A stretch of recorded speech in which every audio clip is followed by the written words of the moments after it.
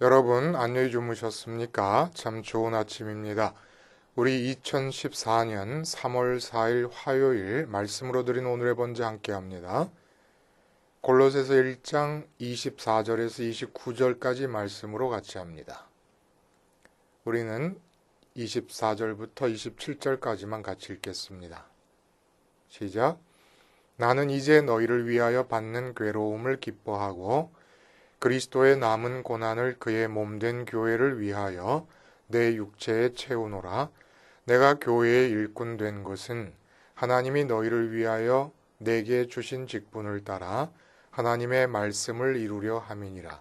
이 비밀은 만세와 만대로부터 감추었던 것인데 이제는 그의 성도들에게 나타났고 하나님이 그들로 하여금 이 비밀의 영광이 이방인 가운데 얼마나 풍성한지를 알게 하려 하심이라. 이 비밀은 너희 안에 계신 그리스도시니 곧 영광의 소망이니라. 오늘 우리가 함께 읽은 말씀 중심으로 죽기 전에 다 쓰고 가야 할 진짜 재산이라는 제목의 하나님 말씀 증거합니다. 죽기 전에 다 쓰고 가야 할 진짜 재산. 재산도 뭐 진짜 재산이 있고 가짜 재산이 있습니까? 근데 이제 진짜 재산이라고 말씀을 드리는 이유는 이 재산을 사용하게 될 때는 그 재산을 사용한 효과가 땅에서만 나타나는 게 아니라 하늘에서도 나타납니다. 다시 말하면 하늘이 움직이고 땅이 변화합니다. 이 땅에서 우리가 돈을 아무리 많이 써도 하늘이 움직이지 않습니다. 또 돈을 많이 써서 변화를 받는다는 것이 나 자신에게 국한될 때가 많기 때문에 그 변화라는 게 상당히 제한적인 변화입니다. 근데 이 진짜 재산을 쓰게 되면 하늘이 움직이고 그 하늘의 움직임에 의해서 땅의 변화가 일어납니다. 이 진짜 재산이 뭐냐? 돈, 보석, 그리고 부동산, 빌딩이라든지 땅이라든지 아니면 기업체를 갖고 있다. 이런 거 재산 아니에요. 이런 것을 가지려고 노력할 필요가 없습니다. 이 진짜 재산은 필요하면 돈도 부동산도 그리고 기업도 모든 걸 다 동원할 수 있는 그런 재산입니다. 이게 진짜 재산이에요. 근데 이 재산은 묘하게 돈이라든지 부동산이라든지 보석이라든지 이런 것들은 또 기업 같은 것도 다 유산으로 자식이나 다른 사람들에게 상속이 가능한데 이 진짜 재산은 상속이 불가능합니다. 내가 다 쓰고 죽지 않으면 쓸 사람이 없게 되고 그 진짜 재산을 씀으로써 나타날 수 있었던 모든 효과가 다 연기처럼 사라져버리고 맙니다. 얼마나 아까운지 모르는 거예요. 돈이 아까운 게 아니에요, 여러분. 부동산이 아까운 게 아닙니다. 그건 다 가짜 재산이에요. 진짜 재산을 다 써야 돼요. 근데 희한한 문제는 뭐냐면 이 진짜 재산이 예수님을 바로 믿는 사람이라면 주어지지 않은 사람이 없다는 거예요. 내가 지금 집 한 칸 제대로 내 집이 없습니까? 근데 예수님을 제대로 믿고 있습니까? 그러면 진짜 재산이 있는 것이에요. 이건희 씨보다 낫습니다. 빌 게이츠보다 나은 거예요. 또 권력도 재산이라 그러면 박근혜 대통령보다 낫습니다. 도대체 이런 진짜 재산이 도대체 뭔가 이상하게 들릴지 모르겠어요, 여러분. 그러나 이렇게 돈과 부동산과 그리고 기업의 브랜드 가치라든지 아니면은 권력이라든지 모든 이 돈으로 환산될 수 있는 모든 재산까지를 다 포함하면서 동시에 그런 것들이 아무것도 내게 지금 현재 없어도 무엇이든지 다 내게서 일어날 수 있게끔 하는 진짜 재산은 그리스도의 남은 고난입니다. 오늘 본문에 사도 바울이 그렇게 말씀하시지 않습니까? 24절에 하반절에 내 그리스도의 남은 고난을 그의 몸된 교회를 위하여 내 육체에 채우노라 해서 그의 몸된 교회를 위하여라고 하는 이 말을 빼버리면 수식구니까 문장이 그리스도의 남은 고난을 내 육체에 채우노라라고 하는 얘기가 됩니다. 이 그리스도의 남은 고난이 바로 그런 진짜 재산이라는 거예요.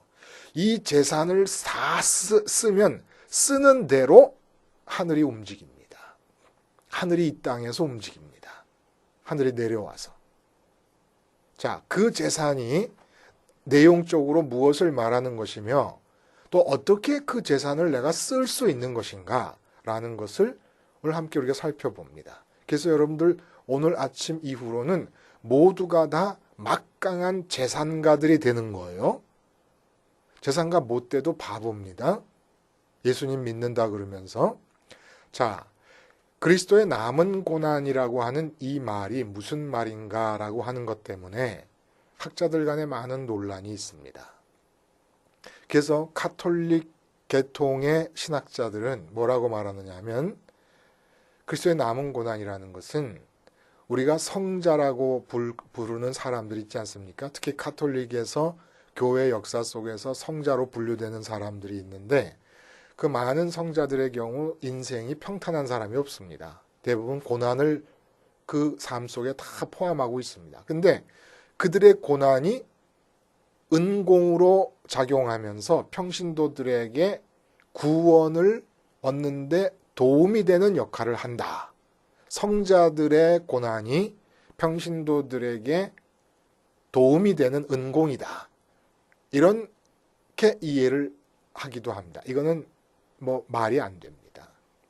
그리고 또 개신교의 신학자들 중에서도 그리스도가 우리가 담당해야 될 몫의 고난을 남겨두셨다.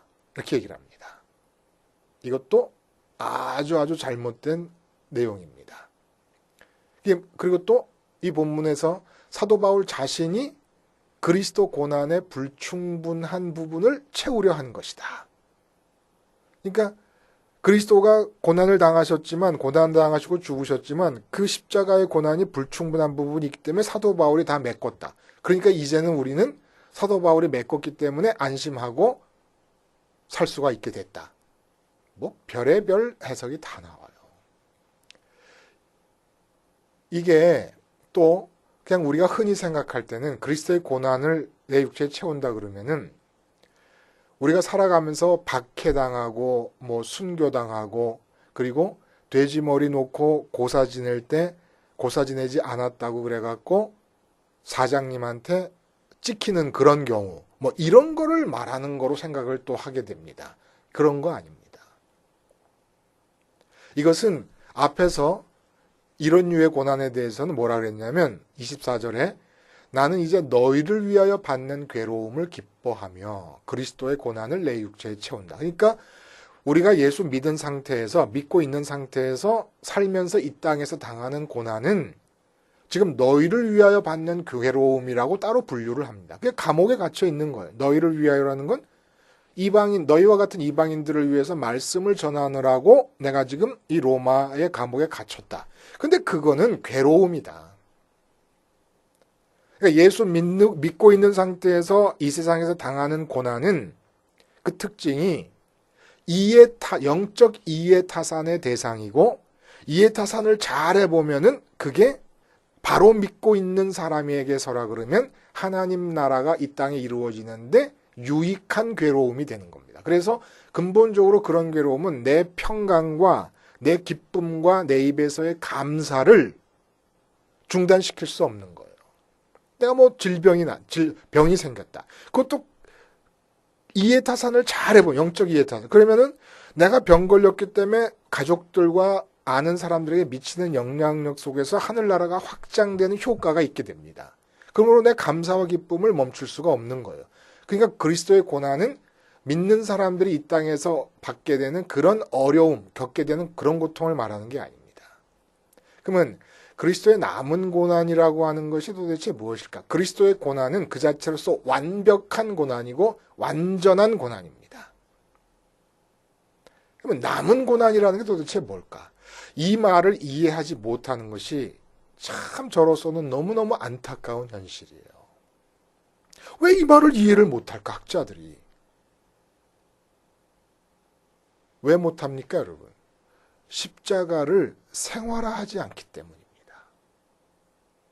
십자가의 주님의 고난과 그 죽음을 생활화하지 않기 때문에. 생활화한다는 건 뭡니까, 여러분? 십자가는 역사적으로 유일회 일어난 사건입니다. 단 한 번 일어난 사건이에요. 이거는 믿지 않는 모든 사람들도 다 알고 있습니다. 그러면 진짜 신앙이들은 어떻게 생각하느냐? 그 유일회적으로 일어난 십자가 사건이 유일회적으로 완벽하게 일어난 죄사함의 사건임과 동시에 날마다 내 삶에서 재현되는 사건이라고 믿는 겁니다. 이게 바로 신앙의 사건이 된다는 거예요. 역사적인 사건이 내가 날마다 순간마다 주님의 십자가를 바라보면서 주님의 저 고난과 죽으심은 나의 고난과 나의 죽으심을 대신하신 것이다라는 것을 가정에서, 시장에서, 사업장에서, 학교에서, 어디 직장에서 어디든지 기억해내면서 주님의 십자가 사건에서 내가 죽었음을 확인하는 이 일이 반복되는 것이, 이게 생활하고 이것이 바로 참 믿음이라는 겁니다. 그러니까 역사적으로 일어난 사건이 계속 오늘의 사건으로 재현되는 게 이게 신앙적 사건이 되는 거예요. 이렇게 신앙적 사건이 됨으로써 날마다 순간마다 재현되는 겁니다. 이게 일어나지 않으면 안 되는데, 그러면 남은 고난이라는 게 무슨 뜻일까? 자, 내 육체가 앞으로 몇 년 더 살지 모르지만 아직은 살아 있습니다.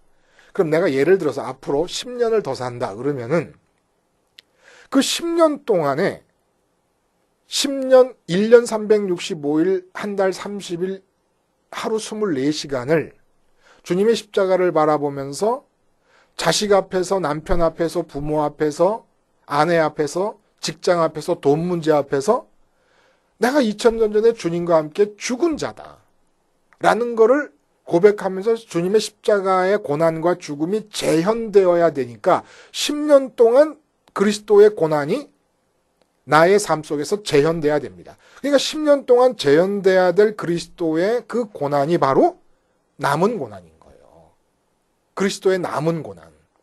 그 그리스도의 남은 고난을 어떻게 재현시킵니까? 내 육체에 채우는 겁니다. 그게 그리스도의 고난을 사용하는 방법이에요. 그리스도의 고난을 사용하는 방법은 내 육체에 그 고난을 채우는 겁니다. 그러면 내 육체에 채운다는 게 뭡니까? 주님의 십자가에서 죽으신 모습을 가만히 들여다보면 머리에 가시면류관 쓰셨잖아요. 손에 못 박히시고 발에 못 박히셨잖아요. 온몸이 채찍으로 맞아서 살갗이 다 떨어져 나갔지 않습니까? 그리고 배에 창이 찔립니다. 그 모습에 그대로 내 육체를 갖다 포개는 겁니다. 내 마음으로. 내 마음에서 그 십자가를 바라보면서 그대로 내 육체를 갖다 포개버려요. 그리고 지금 돈 문제가 앞에 놓였을 때 내 육체가 그대로 주님의 십자가에 포개져서 주님과 함께 그렇게 죽은 자라고 나 스스로에게 인정하는 겁니다. 고백하는 거고 믿는 겁니다. 믿는 거. 나는 그렇게 죽은 자다. 내 육체는 그렇게 죽은 자다.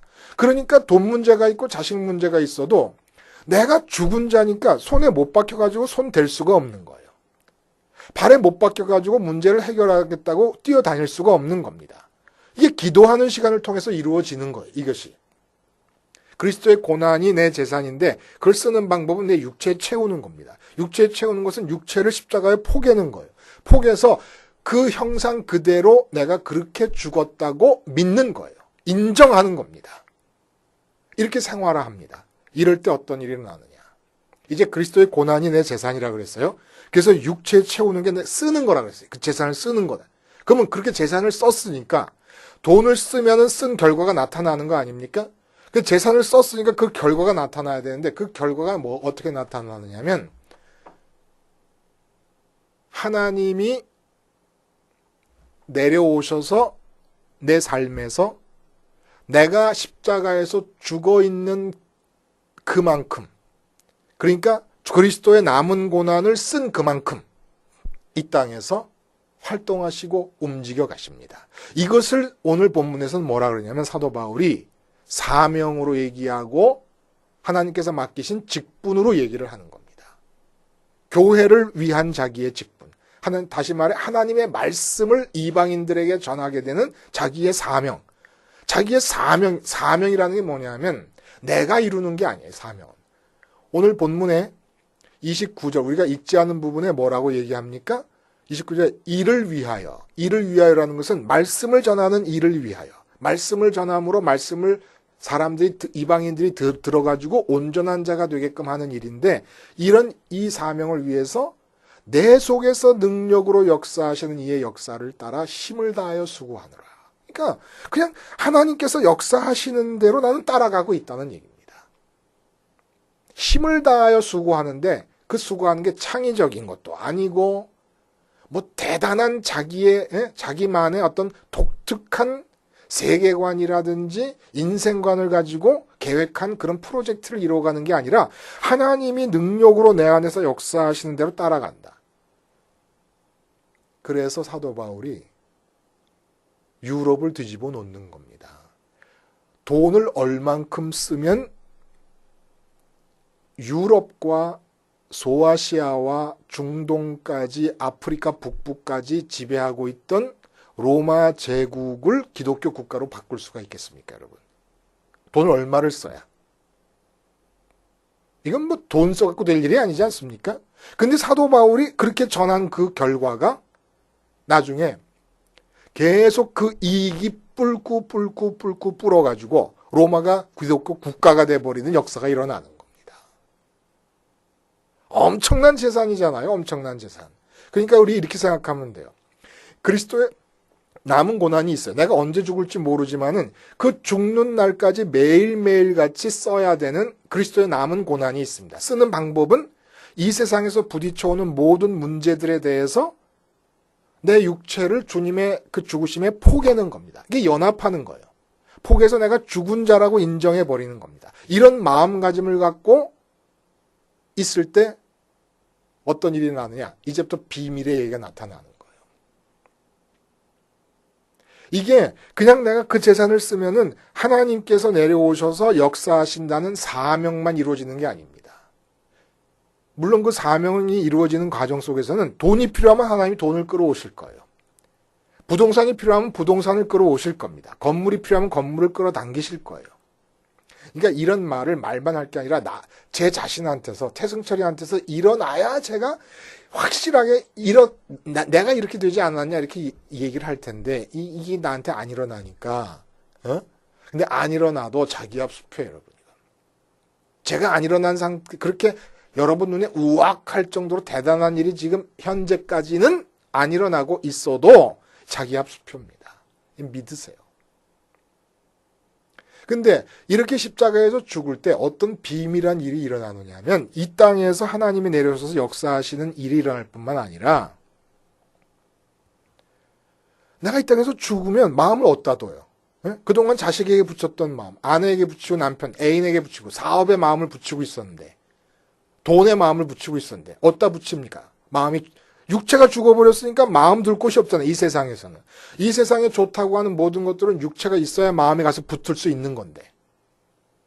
그 마음은 어디로 갑니까? 희한한 거야. 이게 비밀이라. 오늘 비밀이 뭐냐면 그리스도와 그리스도로 인한 영광의 소망이라 그랬어요.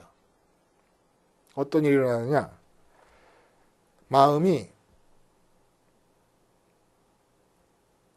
보이지도 않고 들리지도 않고 만져지지도 않는 하늘에 계신 하나님 아버지가 이렇게 만져집니다.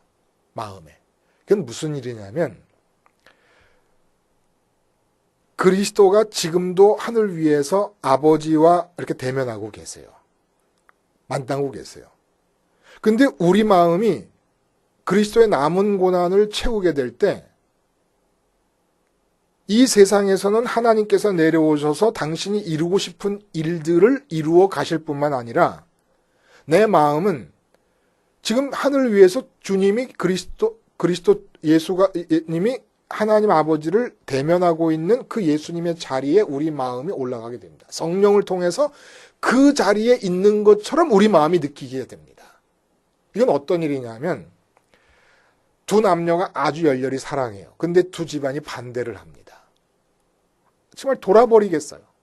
근데 천신만고 끝에 뭐 나 죽어버릴 거야 뭐 어쩔 거야 이래가지고선 겨우겨우 울며 겨자 먹기로 양가의 부모가 허락을 해가지고 결혼을 했습니다. 결혼을 하고 집에 와서 새 살림을 사는데 둘 다 깜짝깜짝 놀라는 거예요. 아침에. 아니 내 옆에 지금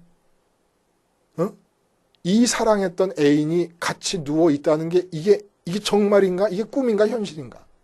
몸이 이렇게 손이 몸에 닿을 때마다 깜짝 놀라는 거예요. 내 옆에 누가 있네. 소위 말해서 실감을 한다는 거예요. 실감. 실감이 안 난다고 말해야 맞습니까? 실감한다고 말해야 맞습니까? 하여간. 근데 하나님이 그렇게 되는 거예요.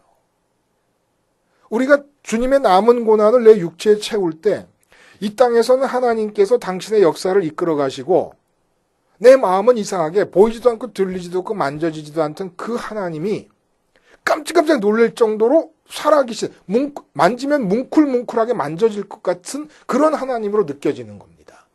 이 영광의 소망이라. 왜 영광의 소망이라 그럽니까?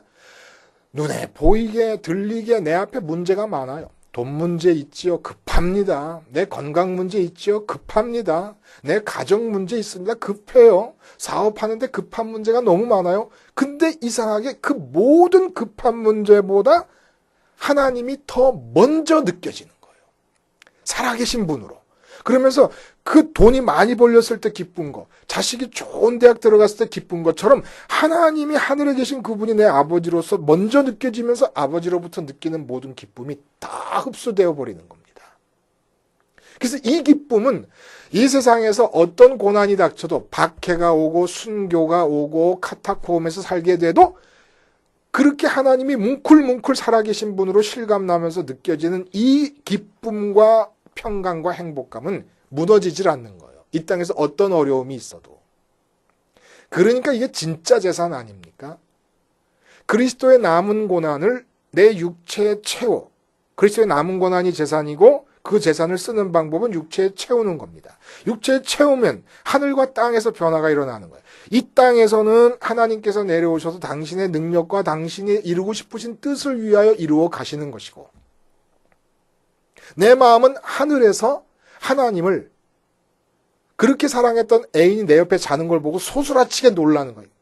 새삼스럽게 실감하는 거고 새삼스럽게 감격하듯이 그렇게 하나님이 살아계신 분으로 내게 실감이 되는 그런 기쁨과 평강을 동시에 얻을 수 있다는 겁니다. 하늘에서 얻고 땅에서 얻는 거예요.